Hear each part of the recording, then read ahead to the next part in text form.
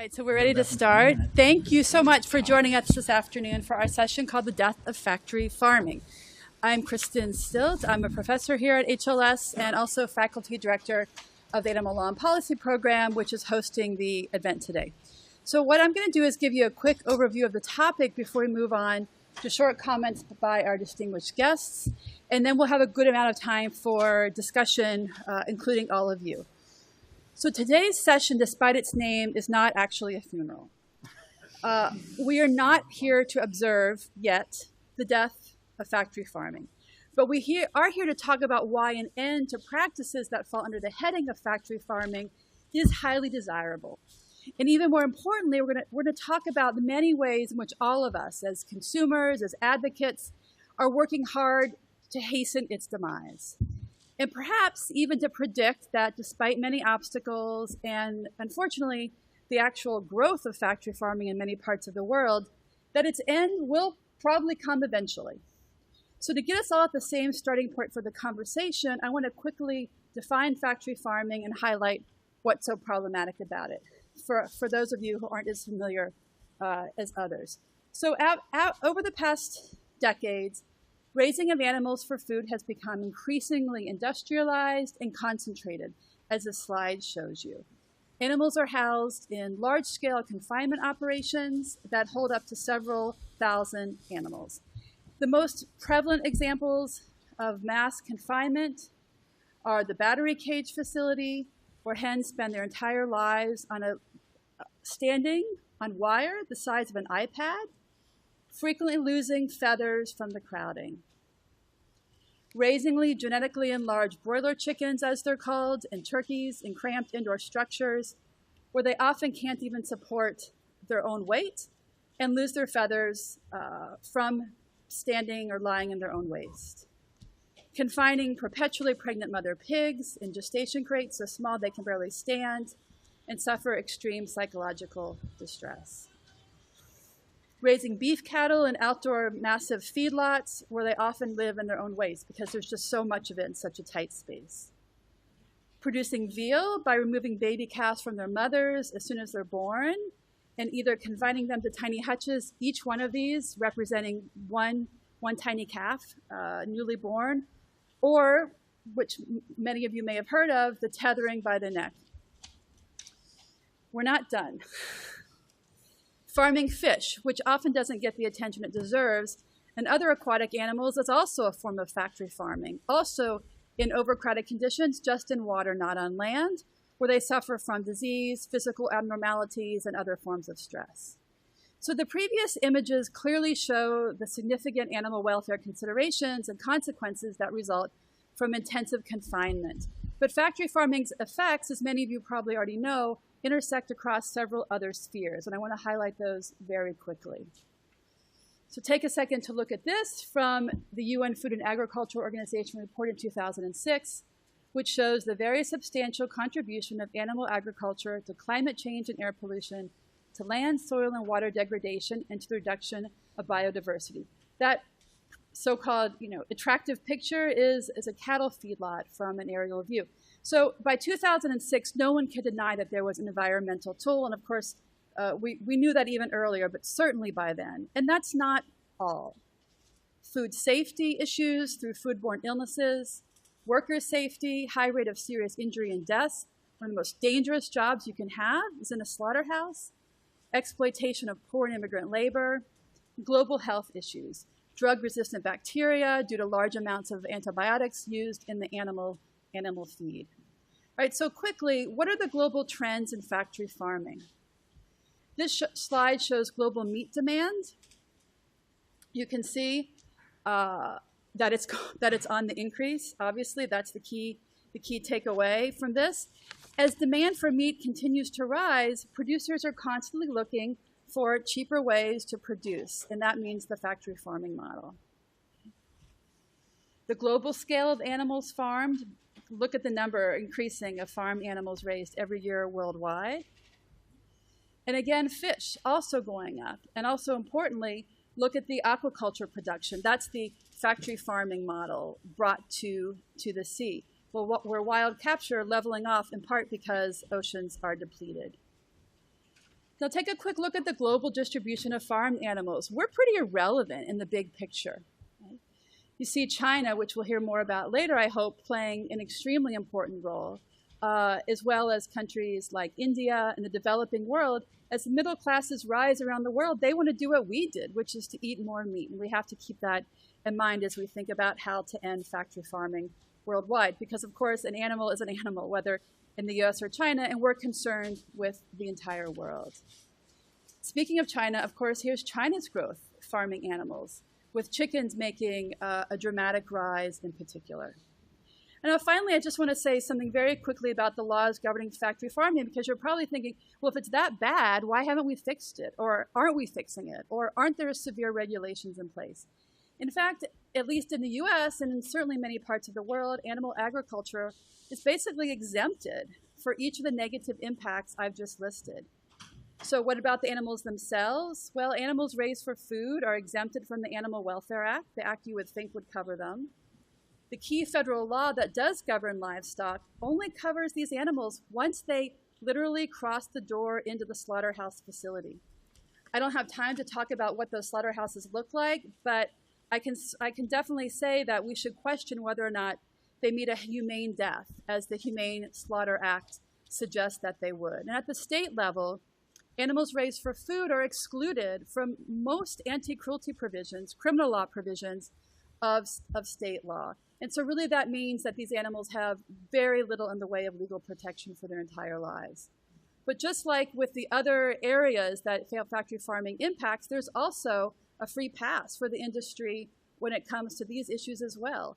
Agricultural workers are often excluded from labor protections, and industrial agricultural operations are often exempted from environmental reporting requirements. Globally, the situation with law is not much better. You see that even the US is yellow, weak, unenforced farm animal welfare laws. Of course, the world in red with no farm animal welfare laws is even worse, with a tiny bit, really, in Europe, with strong farm animal welfare laws. You can question the enforcement, and of course that's another issue, whether those laws are rigorously enforced. But even if we just are looking for where they exist, it's not in many places in the world. So given all this negative news, our panelists have a tough job ahead of them to convince us that this can indeed end. So what we're doing today is each panelist is talking about one specific strategy that's being used. Of course, I don't think any one panelist would say their strategy is the only one that should be used, or maybe even the best strategy, but perhaps all of them together is where we will ultimately decide is the best approach. So let me just introduce them in the order they're speaking, and then we'll start. So first is John Lovvorn, here to my right, who's a Harvard Law School lecturer on law, and also the policy director of the Animal Law and Policy Program. John is also teaching this semester our farmed animal law class, and he's going to discuss the role of legislation. So next to him, Justin Marceau, who is an HLS alum and holder of the country's only endowed chair in animal law at the University of Denver. He will describe the role of litigation. After him is Chris Green, also a Harvard Law School alumnus, and he's the Animal Law and Policy Program Executive Director. Chris will talk about the role of organizational advocacy. Nicole Negowetti, a new clinical instructor at HLS in the Food Law and Policy Clinic, and formerly policy director at the Good Food Institute. And she'll talk about the impact of technological innovation. And lastly, Rosie Wardle, who's the program director of the Jeremy Coller Foundation, will join us from London to talk about their efforts to inform and direct institutional investment. So after each of the strategies has been introduced, we'll turn to a bigger discussion about which one, when, how, why, which is better, and how at the next bicentennial, we won't even have to be talking about the death of factory farming because no one will ever remember it. I said the tricentennial, I should say, right? What was that? We can't even think. We can't remember what that was. All right, so with that, I'll hand it over to John. Thank you so much. Yeah. So I'm going to talk a little bit about the issue of legislation and ballot measures. And in doing so, I'm going to talk exclusively, because of time, about humane legislation and ballot measures. There's a lot of other areas of legislation and ballot measures that can affect factory farming or bring about its end, including some of the things Professor Stilt mentioned with regard to food safety, environmental protection, and things of this nature. So the reality with regard to, well, my backgrounds aren't working. Not interesting. PowerPoint fail. The reality is farm animals are 99% of the animals that we deal with on a day-to-day basis. But when we talk about the laws affecting animals, really they're designed for the 1%, which are companion animals exclusively. So this has started to change a little bit. But if you look at the stats over the last 12 years or so, the amount of legislation regarding farmed animals is really, really small compared to the total activity with regard to animals. Over that same period of time, there's been a growing consensus that this is a problem and that we need to do something to make sure that farm animals receive at least some minimal level of protection. This New York Times editorial, which also isn't working right, you should always be prepared for this, really set the stage for a real landslide of change with regard to legislation and animals. And so what essentially the community of animal protection advocates set out to do was take conditions like this and transform it into something more humane that allows animals to at least engage in their basic natural behaviors. Take hens from things like battery cages and move them to something that might provide at least some level of humane movement and care. And interestingly, they did not do this by either amending the federal act on transport or the Federal Humane Methods of Slaughter Act or the Federal Meat Inspection Act or adding farmed animals to the Animal Welfare Act. None of these things happened. Instead, they went to Florida, which is a very nice picture of Florida there that you can't see. Why would they go to Florida? Well, the reality is Florida is one of several states that is not listed in my PowerPoint. It's fine. That allow citizen initiatives and referenda. So essentially, the decision was made not to go to Congress and try to fix these problems, not to go into the states and try to fix these problems with the cruelty codes, but essentially bypass that and go directly to the people. And so they started with something very simple. Let's see if this ever comes back to life. No. So a simple provision in Florida law that required that pigs be able to turn around that are kept for breeding purposes. Really, really basic. Hey, how did you make it work? That was it. And essentially, after the victory in Florida in 2002, this same provision was replicated in Arizona in 2006. And then after that, we were essentially off to the races. Is that working? Okay. Yeah. You just hit everything twice. Up and down.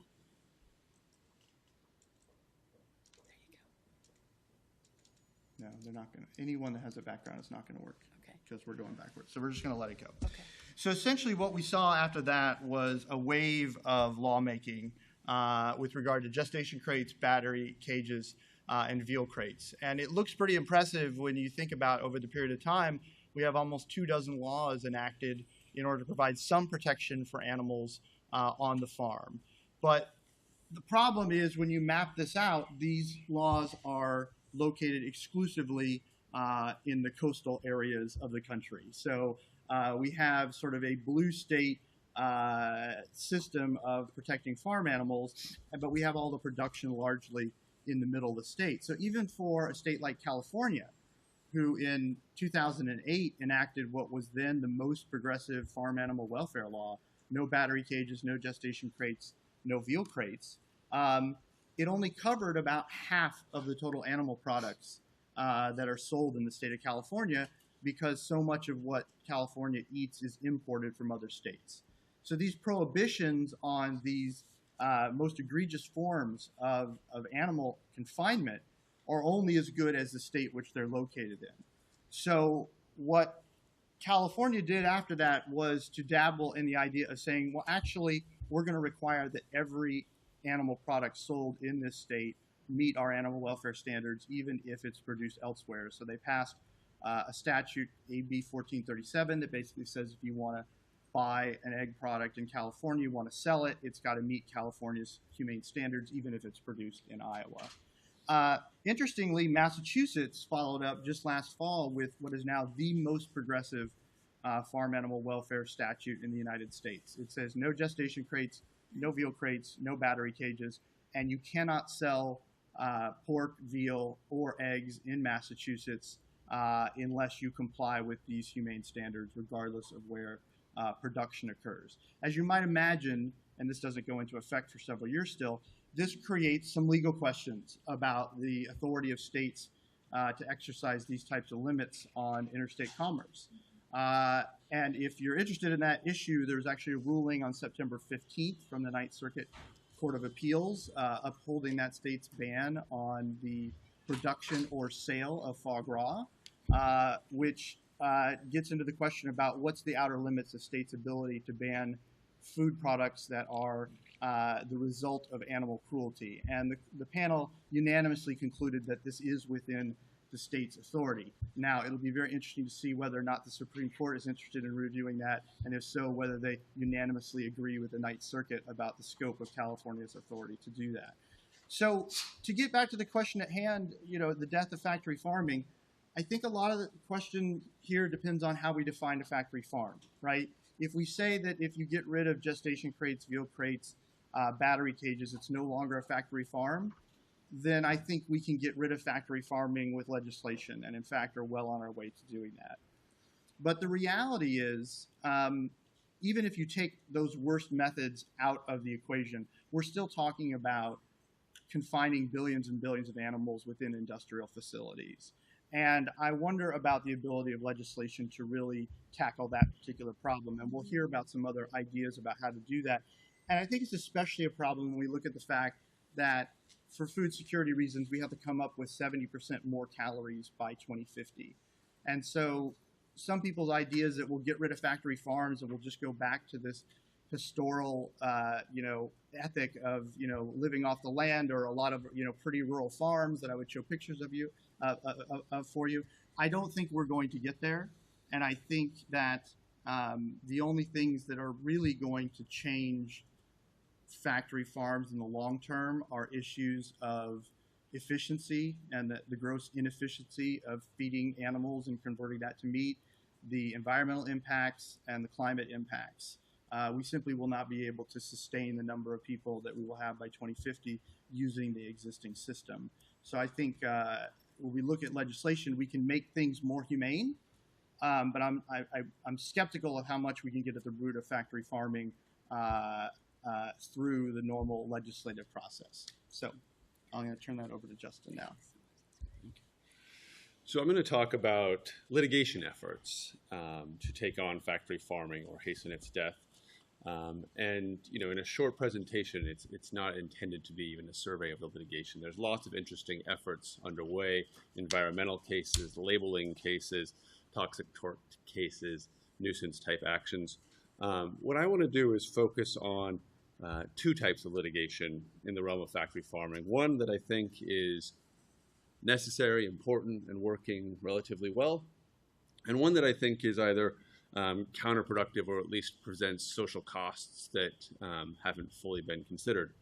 So starting with the litigation that is potentially higher risk and maybe lower reward, let me quote from one of the movement's pioneering leaders and the head of Mercy for Animals in his new book, Nathan Runkle's book, Mercy for Animals. He described Undercover Investigations as, quote, producing an extremely important blueprint for litigating factory farm abuse, end quote. The litigation he's referring to is prosecution. The prosecution of the workers, the employees that we see on the videos often, the poking, the abuse, the sadistic acts, if you've watched any of these videos. These folks, as we know from political scientists and other undercover work, are overwhelmingly non-white, exceedingly vulnerable in terms of immigration status and socioeconomic mobility, and indeed by some counts, the U.S. agricultural workforce is 90%, upward of 90% Latino or Latina. So the litigation against factory farms in the form of prosecution is generally a prosecution of low-wage workers and has the interesting effect of turning the industry, the factory farm itself, against those workers. So in many of those prosecutions, the industry actually provides evidence or supports the prosecution of their workers because it allows them to sort of turn the page and say, we got rid of some bad apples. There's not a bad barrel here. It's just we hired a couple of bad folks. So one question that, could be discussed is whether the task, the employment of killing thousands upon thousands of animals a day has itself some criminogenic consequences. And if so, whether we're creating a sort of caste of criminals and then punishing those, treating them as rogue. That might be interesting. But I'll also, just briefly forecast some research that I have found that for a book I'm working on. It turns out that in the sort of rush or interest to prosecute, the movement has pursued felony provisions in all 50 states. And in the last 20 years, those felony provisions have succeeded in being adopted in all 50 states. But what I found through some sort of painstaking legislative research is that roughly 19 of the states at the exact moment that they adopted a felony provision exempted factory farm practices from animal cruelty. So at the very moment that we were taking the step to increase jail time, we were creating the largest loophole against prosecution. The second type of litigation that I want to focus on and that I think offers some more promise, although in a general sense, is litigation aimed at forcing or facilitating transparency. This involves sort of forming alliances with social justice movements and civil rights groups. It involves sort of a general look at, harms and how they could be prevented. It avoids the cost of saying animal protection comes at the risk of or at the peril to humans. It's sort of a way of aligning both interests. And examples in this category are actually many more than we might think, but just a couple. There are lawsuits challenging laws that criminalize or make one civilly liable for dissuading persons from hunting. So there's a filmmaker in Wisconsin right now. He's a professor at Marquette who wants to make a documentary about wolf hunting. He rightfully is afraid that he will go to jail if he continues to make his documentary about hunting canines. That's a valuable source of litigation, I think. Also, we have some of our national parks that are engaged in massive slaughter of animals. So Yellowstone Park culls annually roughly a third of the iconic species, the bison, in the park. And for many years have fought very hard to keep journalists roughly 2 miles away from that. Litigation in support of journalists could be useful. But when it comes to factory farming, the litigation is even sort of more defensive and in some ways more important because of what are called ag-gag laws. And ag-gag laws are these anti-transparency laws that criminalize whistleblowing in factory farms. So for those who haven't heard of them or don't know them, I mean, this term was coined by Mark Bittman in 2012 when the laws started to spread across the states. So Iowa, Idaho, Utah, Missouri, North Carolina, and Arkansas, big agricultural states. And the way to think about ag-gag laws is actually to just think of a famous quote that, well, it's made famous by Peter Singer from a veterinary science textbook. It says, the best thing modern agriculture has going for it is that most Americans are a couple generations removed from the farm and they have no idea what's going on. The ag-gag law movement is designed to keep us in this position of remove and not have videos on YouTube or images like Kristen was showing us that bring light to this, the practices. The ag-gag laws function in practical effect by doing two things. They criminalize video recording at the facilities, audio or visual recording, sort of speaking broadly, so anyone who is doing that. And they criminalize deceptive entry, right? So denying that you have a journalism degree or that you work with the New York Times or that you're affiliated with the Humane Society. There's lots that could be said about the sort of legal doctrine and why that, those claims don't quite add up to a rational reason for the laws. The short version that I'll just quickly give is recording probably is a form of First Amendment protected speech, and that's what the lower courts that have looked at these laws so far have said. And so that's good news for transparency. And likewise, the other sort of most common quip against litigation, or in support of these laws rather, is that lying or deception to gain access is trespass. And that comes from a good place, but it's also just not true. I mean, leading towards scholar Larissa Lidsky has noted that it's just never been that simple. There's not a single state that, as a matter of statutory or common law has adopted that proposition, but that's sort of the main trope that we hear. So when it comes to fights to end factory farms through litigation, I would submit that transparency and truth are important themes, and that far more than seeking incarceration, these are likely to shift public opinion, or at least communicate a message of urgency as opposed to scapegoating. And I'll close just with a quote from Justice Brandeis.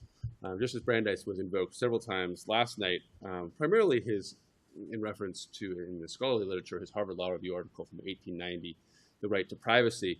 But later in his life, 1813, he wrote a piece in Harper's Weekly where he posited or commented on publicity. And he said, "Publicity is justly commended as a remedy for social and industrial disease. Sunlight is said to be the best of disinfectants, electric light the most efficient policeman.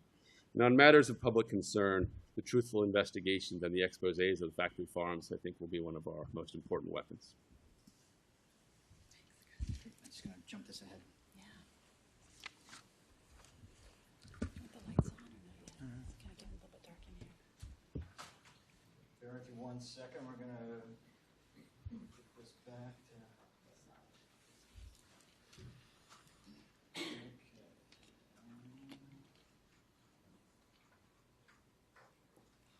You've been redacted, John. I know. It's like a FOIA request. Right. Yeah.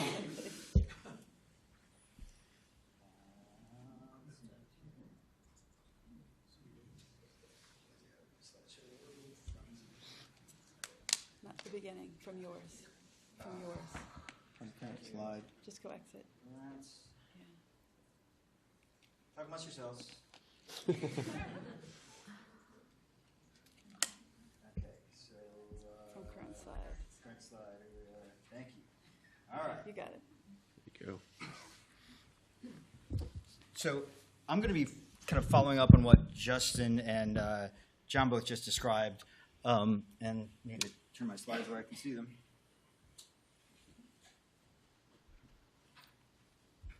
So basically looking at the way the advocacy community, when you're facing these sort of roadblocks legislatively, with most things have to go, like the Massachusetts Ballot Initiative was tried 8 times for 8 years straight in the Massachusetts legislature and would always get stymied by the Agriculture Committee that it had to go through.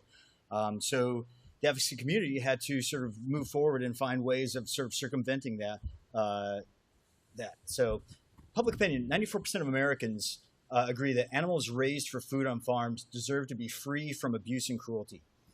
Further, 71% of Americans support the idea that undercover investigative efforts by animal welfare organizations to support undercover investigations to expose animal abuse on industrial farms.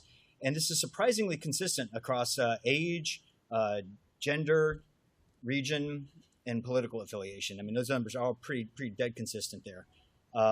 So the thing that the Gag Laws were trying to squelch is the first of these tactics that I'll discuss. Undercover investigations have proven to be one of the most effective tools for informing the public as to what is actually happening. And this goes towards the Paul McCartney is quoted as saying, if slaughterhouses had glass walls, everyone would be vegetarian. And indeed, 46% of those who did switch to a vegetarian or vegan diet have said that online videos played a role in those decisions. And it's not just their opinion. Here you've got the Agriculture Department at Kansas State University saying, as a whole, media attention to animal welfare has significant negative effects on U.S. meat demand. Full disclosure, my great-uncle Charlie was the chair of the Animal Science Department at Kansas State for several decades. That's him on the left, sitting in the wagon next to my grandmother, who died at the age of 97 5 years ago. So this is a farm that has been in my family for 179 years, and which I still own and manage.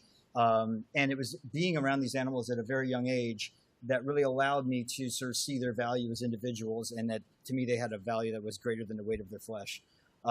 But most people don't get that opportunity, and transparency is the last thing that a large industrial agriculture wants.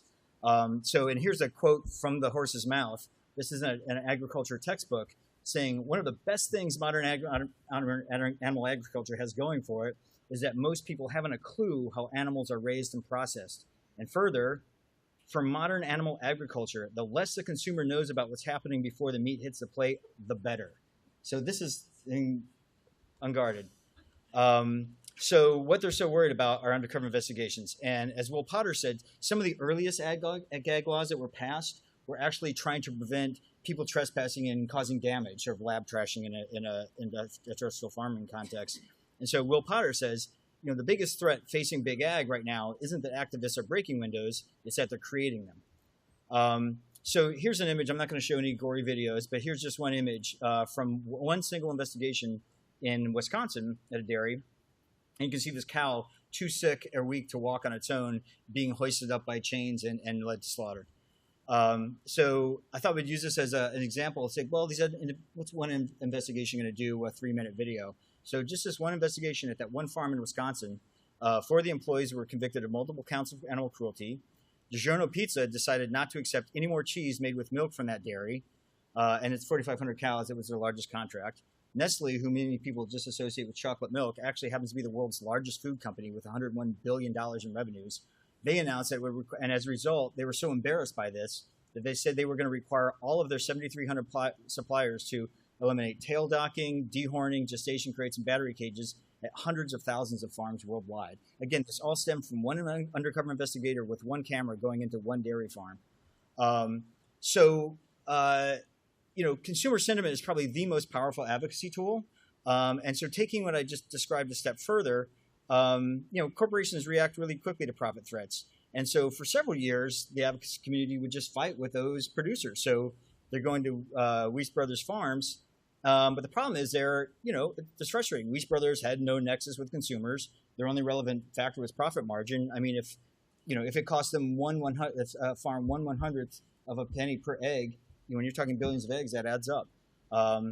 So in the mid-2000s, they started changing their tactics and said, well, let's kind of collectivize. Rather than just going on these scattershot individual undercover investigations, let's target an entire sector. And they started with restaurants, grocery store chains, and food service providers.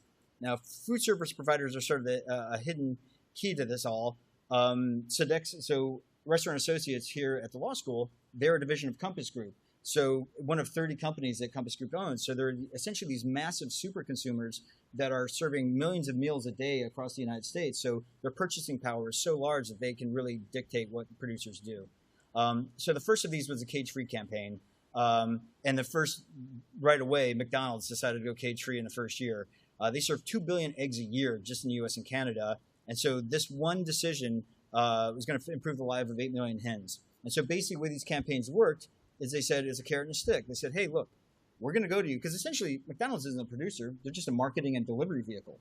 So you go to them and say, here's what we've shown the polling that your customers really want. You know, so you can do the right thing and get in front of this. But if you don't, here's what we know your suppliers are doing, and we're going to paste this all over everywhere with your logo right next to these gory images.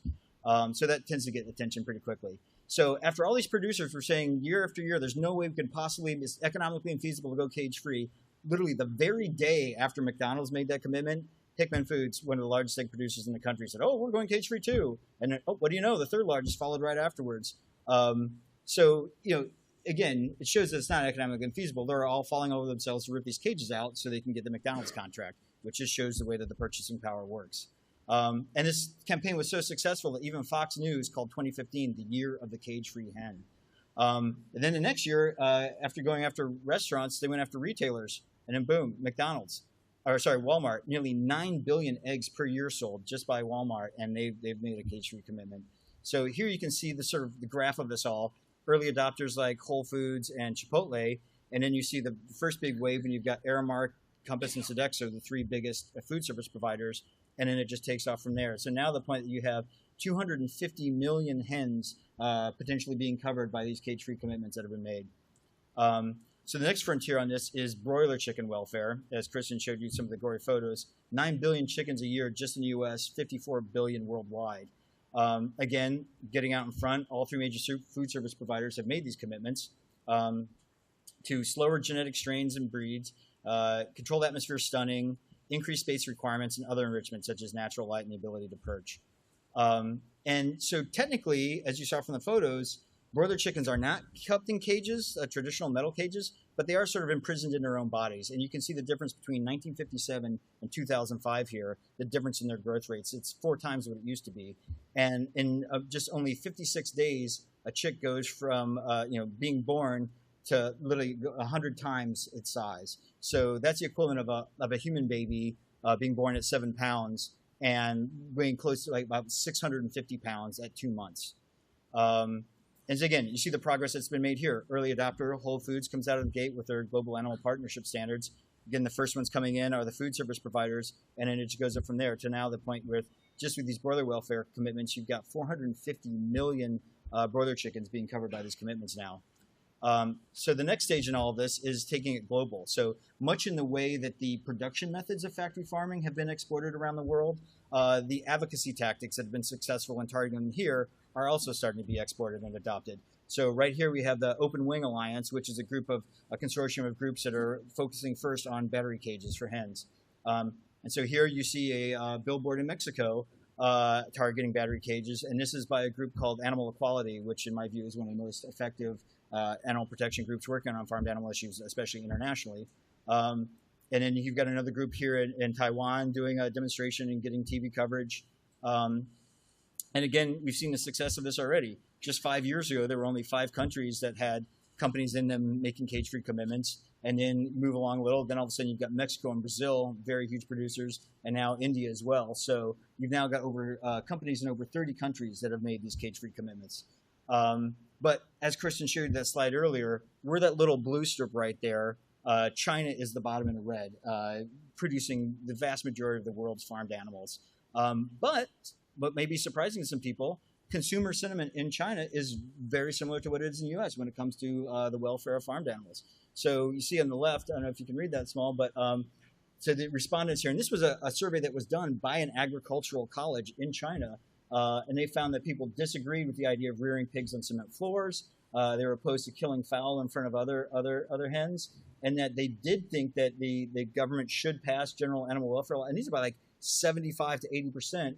80% felt that passing general animal welfare laws was something that should happen. And then particularly 70% still felt that the government should pass farmed animal protection laws. So, and this has all led to success. So you've got the consumer sentiment coupled with the tactics, and literally just 4 days ago, one of China's largest pork producers announced that they were going cage-free, getting rid of all their gestation crates, which leads to benefits for about 1 million pigs per year. So thank you. Nicole now is going to tell you about basically technological innovations that hopefully will make all of this obsolete. So I'm going to go up and move you over to her side.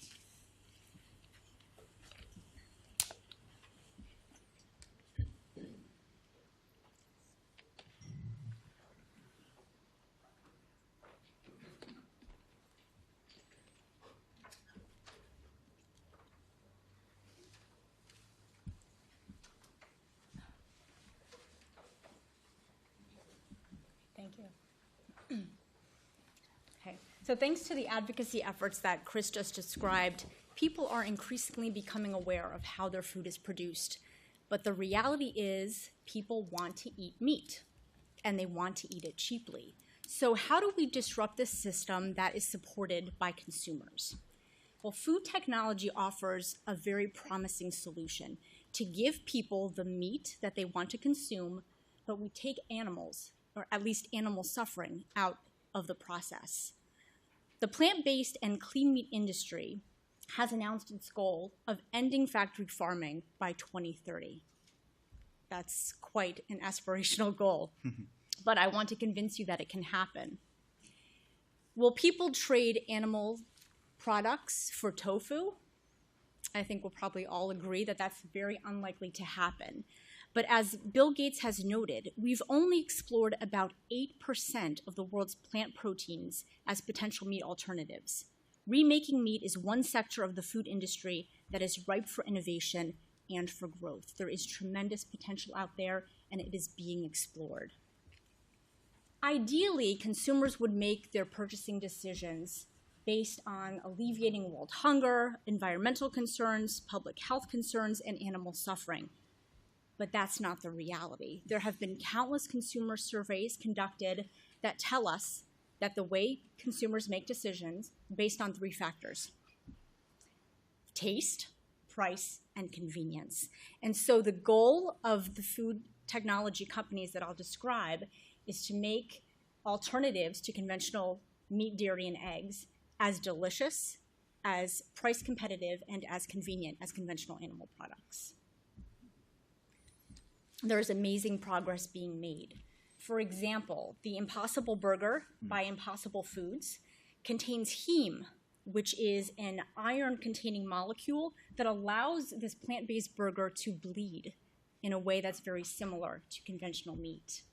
Similarly, Beyond Meat has created the Beyond Burger, which is made from peas, but they use beet juice to make it bleed in a similar way to a burger. It sizzles just as a burger does. It tastes very similar to a burger, and it is now available at TGI Fridays, which I see this as a marker that the tides are shifting, and these products are available in a mainstream way. Beyond Meat has also created chicken-free strips, which are very, very similar in texture and taste to chicken. And as further evidence that these are becoming mainstream, Tyson has invested in Beyond Meat. According to Beyond Meat's CEO, Ethan Brown, we're a meat company that makes products from plants. So his view is that we are creating meat, just using a different medium. Bill Gates tried those chicken strips and announced what I was experiencing was more than a clever meat substitute. It was a taste of the future of food. Well, Bill Gates put his money where his mouth is and invested in the company. There's also a lot of innovation being made in plant-based dairy, using ingredients such as cashew and coconut oil to produce plant-based cheeses and milks. And we see a lot of innovation in plant-based products, but, and this is sort of mind-blowing, there's a new field called cellular agriculture, where scientists, food technologists, are able to create milk which is molecularly indistinguishable from animal milk. And the way that they're able to do that is to take milk proteins that are made in the yeast. So it's completely animal-free. The yeast is reprogrammed to produce milk proteins by inserting the genes for casein and whey proteins into the yeast cells.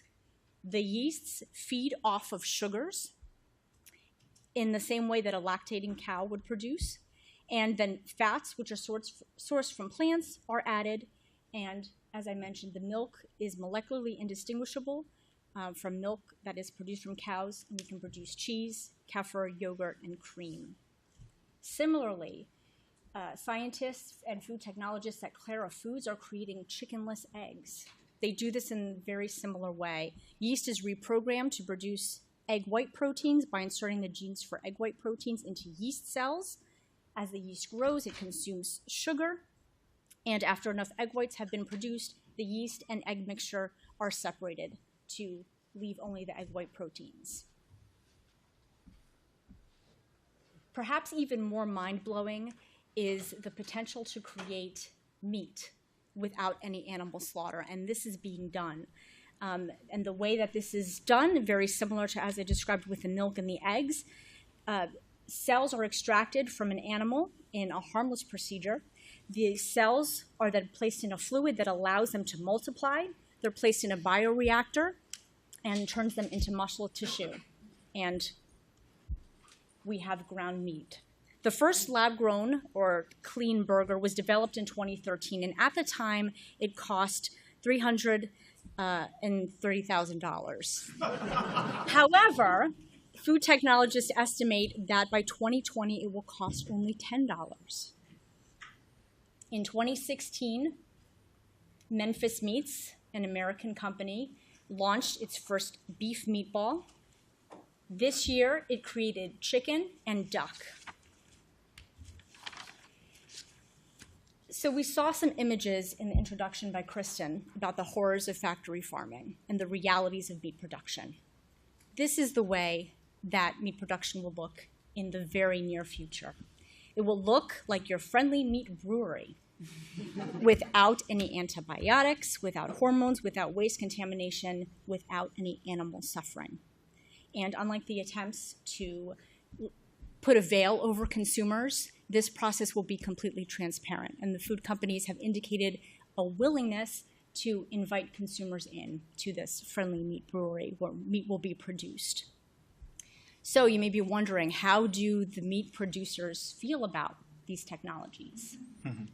They are anticipating their death. The writing is on the wall, and here are some headlines just from the past year.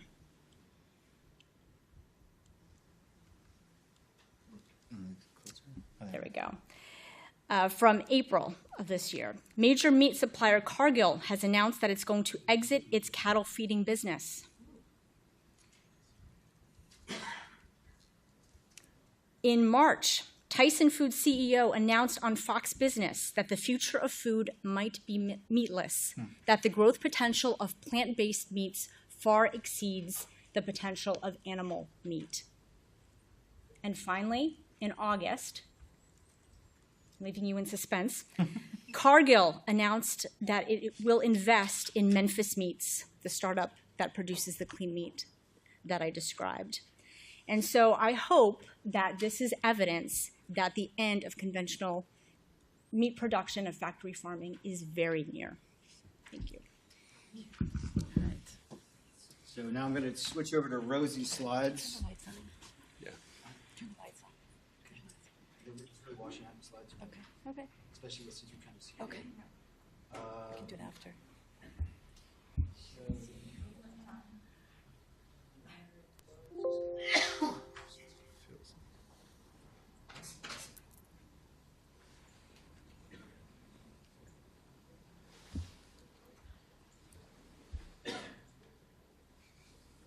All right. Great. Okay, Rosie, you should be good to go. We've got your slides up. Just tell me when you'd like me to change them.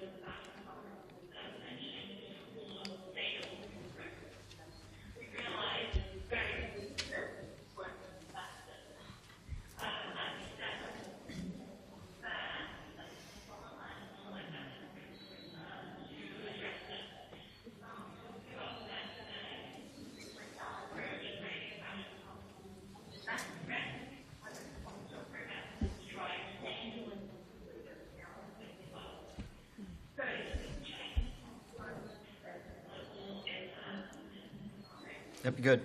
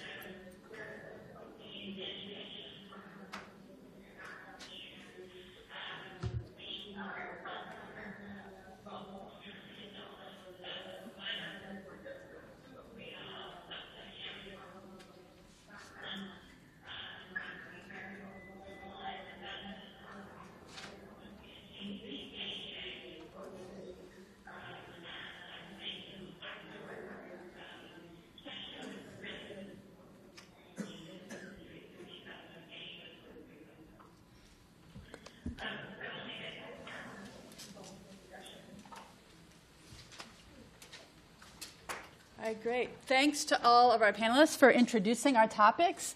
We want to turn it over to you for questions. I want to ask you all something first, though. With all due respect to all the other strategies, and of course we asked you to do particular ones, and we know you aren't necessarily an advocate of yours first and foremost, but why aren't we all rushing to support innovation? Why aren't we all backing Nicole's strategies? Why are we even bothering with the other ones? Because that's pretty impressive what you showed us. Any quick comments from our panelists? And then I'll start take questions from the audience. I'll just jump in and say that that's great, but you know, who knows how long it's going to be. You could call me in 20 years when it happens, and in the interim, there's a ton of suffering that's going on right now that I think many in the, at least the advocacy community, feel that they have a duty to try and alleviate. Because what if something happens? What if it doesn't get approved by, you know, FDA regulators or something in the meantime? It's hard to sit on the sidelines and just, hopefully we all hope that that will happen and are doing everything they can to support it. But I think you can't put, sort of terrible pun, put all your eggs in one basket. You need to have a diversity of approaches, which is sort of the purpose of this panel, to show that you kind of need all these approaches working simultaneously, because you never know which one's going to be the most successful. I mean, again, just 5 years ago, all of these corporate campaigns were just sort of an idea, and they've been some of the most great progress that's happened, I think. John, Justin, are we missing anything here too? Is there a strategy we haven't talked about? I mean, I would agree with Chris. I think the danger of sort of taking these out and examining them one by one is getting into a reductionist framework, which overlooks their synergistic impacts and the fact that they all need to be dealt with together. So we need to think about animals that are in factory farms right now and what we can reasonably do for them. We need to be working on innovation. We need to be working on transparency and investigations. Consumer investment and corporate investment in both better systems and plant-based systems, innovation. So I would say that it's really a combination of things that usually moves the needle in social movements. All right, great. Great. Questions? Go ahead, Rosie.